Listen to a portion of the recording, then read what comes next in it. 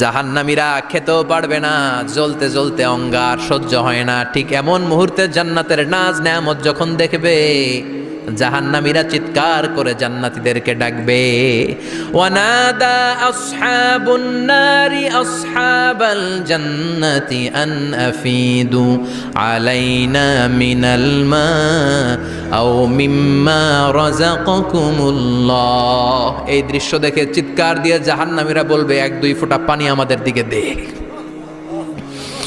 1-2 ফোঁটা পানি আমাদেরকে দে, আর পারি না। তোরা খেয়ে যেই খাবারটারে আবর্জনা করে জান্নাতে ফেলে দিস, ওই খাবারগুলো একটু দে, 1-2 ফোঁটা পানির ছিটা দে, আমাদের গায়ে সহ্য হয় না।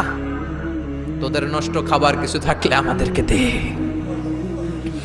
জান্নাতীরা বলবে, ক্বালু ইন্নাল্লাহা হাররামাহুমা আলাল কাফিরিন। জান্নাতের নাজ নেয়ামতগুলো জাহান্নামীদের জন্য দেয়া আল্লাহ হারাম করে দিয়েছে। জান্নাতের পানির ফোঁটা, জান্নাতের খাবারের ছিটে ফোঁটা জাহান্নামীদের মুখে তুলে দেয়াটারে হারাম করেছে কে?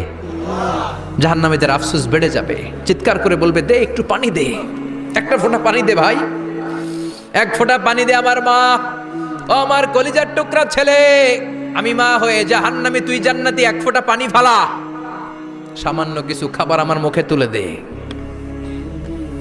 সরাসরি সম্প্রচার, জাহান্নামীরা দেখে কাঁদবে।